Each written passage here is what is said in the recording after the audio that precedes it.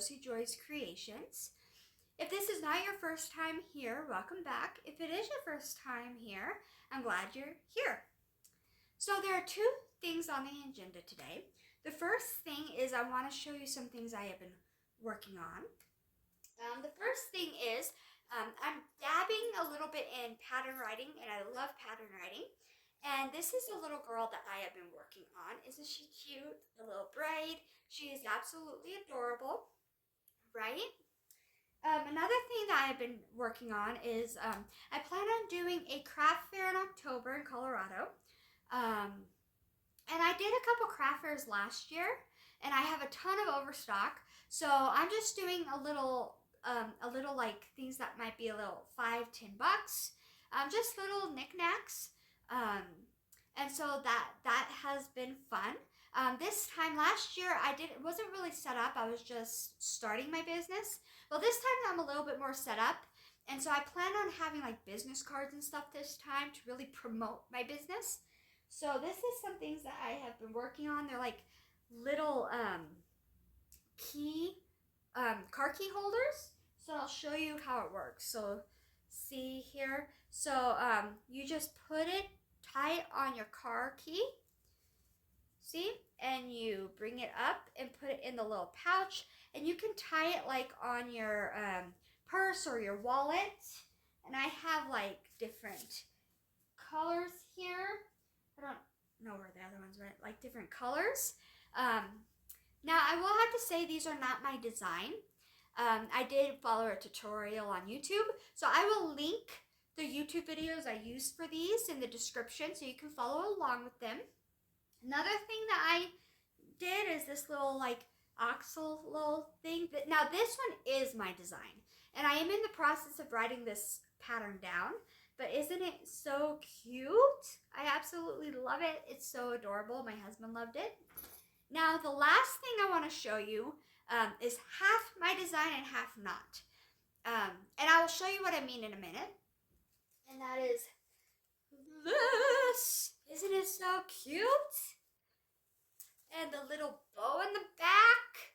And what I mean by it is half my design and half not is I've never done clothes. And so I was really confused on how to do a shirt. And so I followed a YouTube tutorial. It was like a little jumper dress, and so it did like the shirt, and it came down into a skirt, and then like this part, it did like folded up into like a little, I don't know how to describe it, like almost like overall type thing. So I just kind of followed it till it came to here, and then I stopped. And then I went to Hobby Lobby and bought a bunch of tulle, and I like tied it in knots on that last row there. And then I bought a ribbon and just tied it into a bow and just hot glued it. I don't know if it'll stay. Hopefully it will. I might need to sew it on. And then I did like a little hair tie bow. But I think it's so cute, and I hope it sells. I might do a bunch of these for my craft fair as well. Hopefully it sells. Okay, and then so that's all I've been working on. And then I made my grandma something for her birthday, but her birthday is not till later this month, and so I can't really show it to you in case she sees this video. Anyways, so the last thing is I kind of want to share my testimony because I am a devout Christian, and I have been really feeling from God to dedicate this channel to Him. Now, if you're not a Christian, that's okay. You don't have to watch this part of the video, but I really feel like I need to dedicate this channel to Him. So here goes. So those of you who know me very well know I'm adopted. I was adopted when I was about 4 years old. And since then, I have met my biological family. I met my biological mother, and I have two older brothers and a younger sister. And I met one of my brothers. I met my sister and several of my nieces and nephews. They live in a different state. And it's been an interesting experience because on one hand, I have my adopted family who I am really, really close to because God used them to save my life. and they were there for me. I'm a very loyal person. I always have been. Those who do a lot for me, I show a lot of gratitude towards.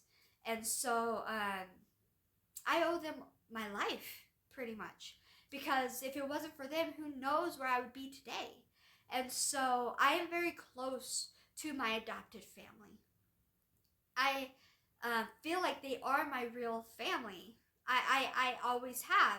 I've always called them mom and dad. I've always called that side my grandparents, my brothers, my nieces and nephews, my aunts, uncles. I always have felt like they're my actual family.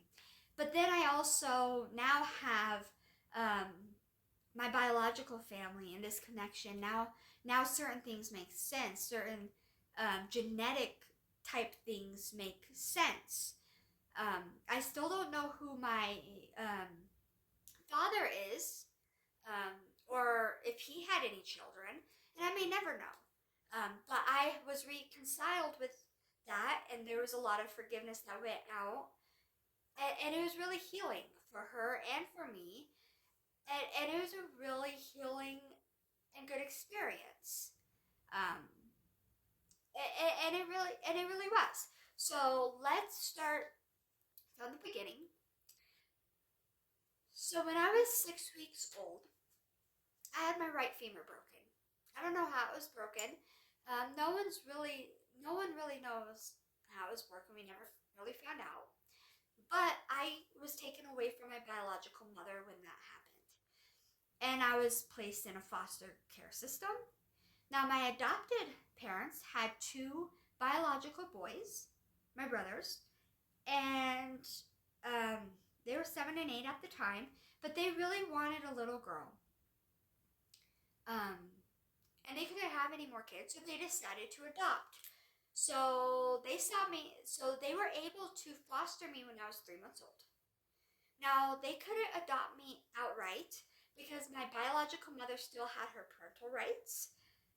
And so as long as she had her parental rights, they could not adopt me outright.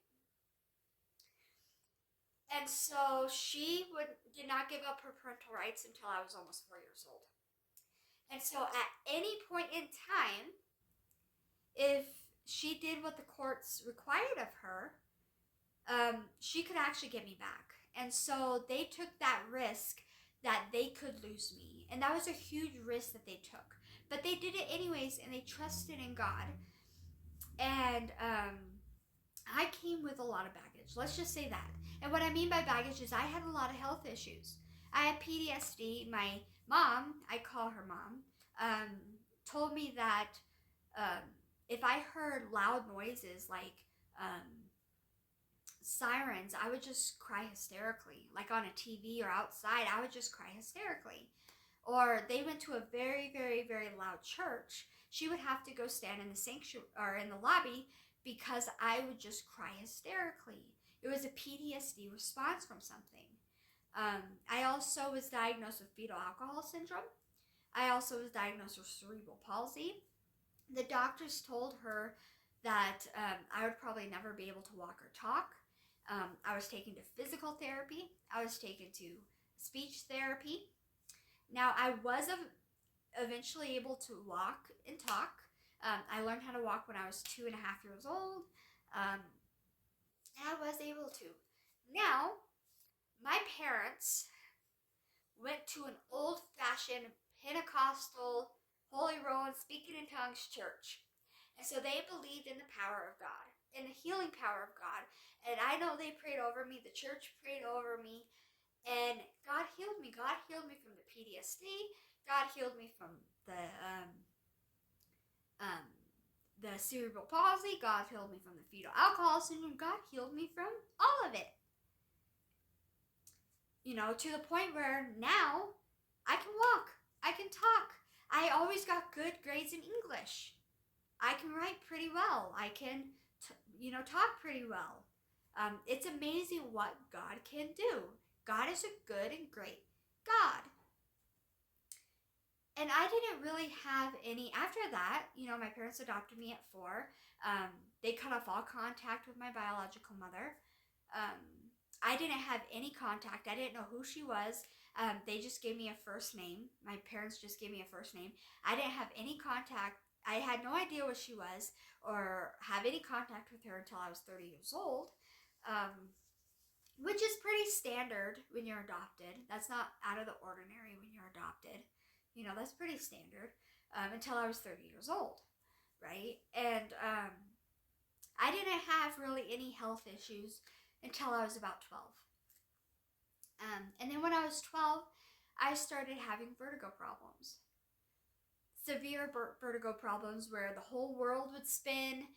If I would try to stand up, I would throw up. I couldn't walk in a straight line. And it was hitting me every 7 to 10 days. I was keeping track. Every 7 to 10 days, I was having these vertigo spells. And my mom would take me to the doctor. And, they diagnosed me with scoliosis.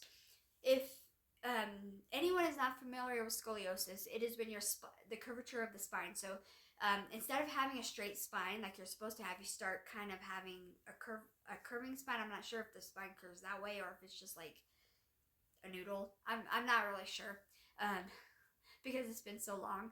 But you do have a curvature of the spine.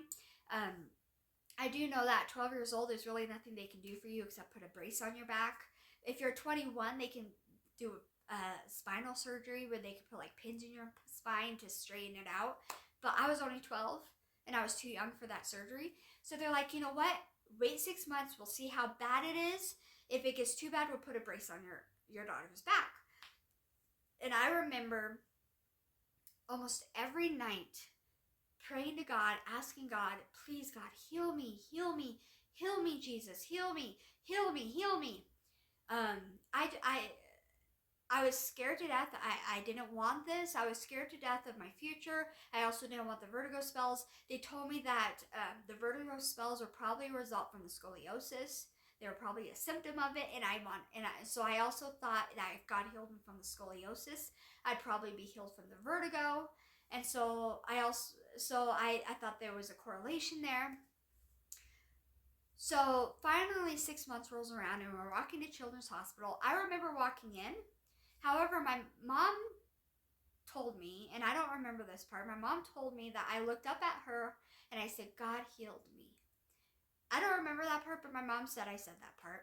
I do remember getting the CAT scan, and I do remember sitting in the doctor's office waiting for the results, and I do remember the doctor coming in and saying, I don't know what happened, but your daughter doesn't have scoliosis. I don't know what happened, but 6 months ago, she did, because here are the results, and here are the results today, and she doesn't have it. I do remember that, and I was in shock. I didn't know if I could believe it. I was that shocked. But I was also excited because I thought the dizzy spells were going to stop. Now, I am going to say this, that God is good. Everything that he does is for the glory of him. Everything that he does is for the glory of him. Whether he heals or whether he doesn't, it's for the glory of him. When he healed me for scoliosis, it was for his glory.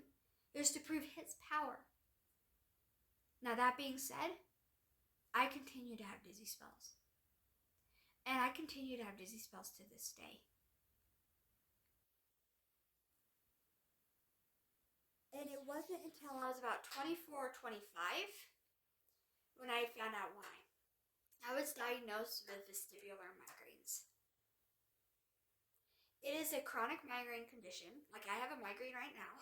It is a chronic migraine condition that has vertigo as your main symptom, but you also have sensitivity to lights.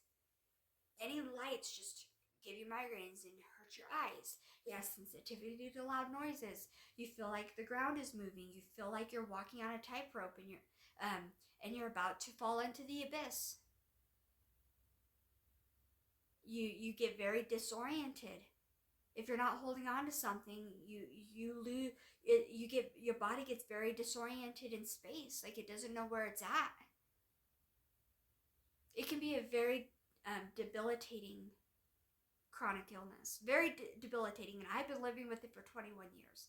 Now, I am on medication that helps alleviate some of it, but it doesn't alleviate all of it. I still live with this every single day, and I have prayed to God, begging him for me to heal me, and he hasn't.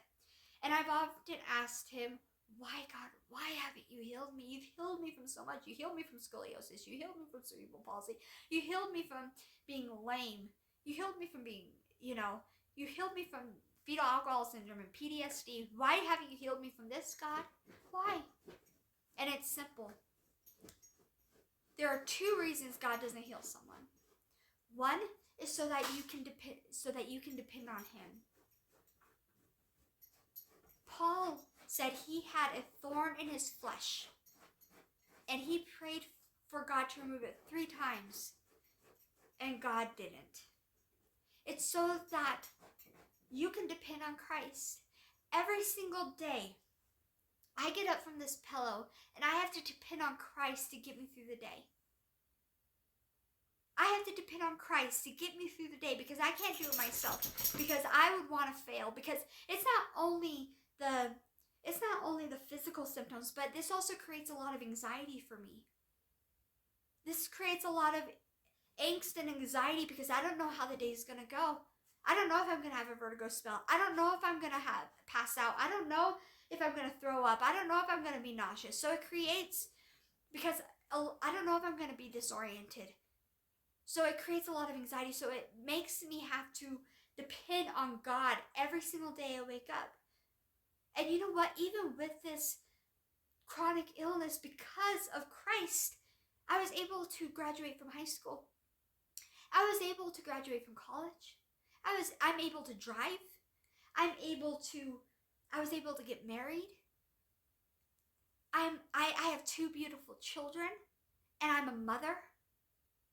I'm now trying to start my own business.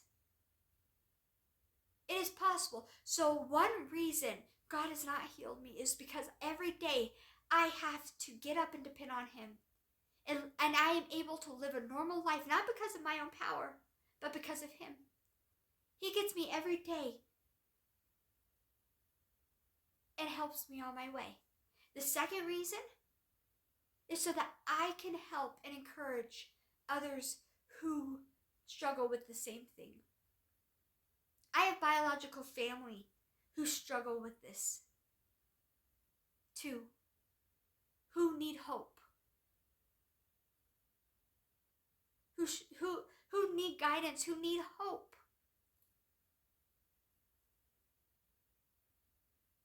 who feel lonely, who feel like they can't do it.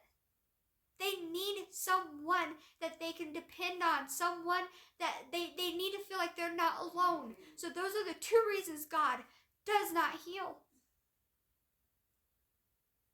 But both reasons is to always to give God the glory. Testimonies are very, very, very, very, very powerful. But testimonies are never about the person. They're always about the glory of God. I would not be here if it wasn't for God. I would still be in a ditch. I would still be in a gutter.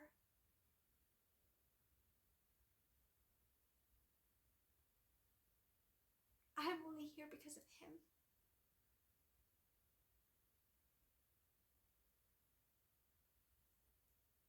And if he can do it for me, he can do it for you.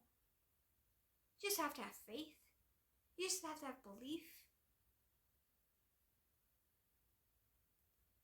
Anyways, that's all I felt the Holy Spirit that's all I wanted to say. I felt the Holy Spirit leading me to dedicate this channel to God.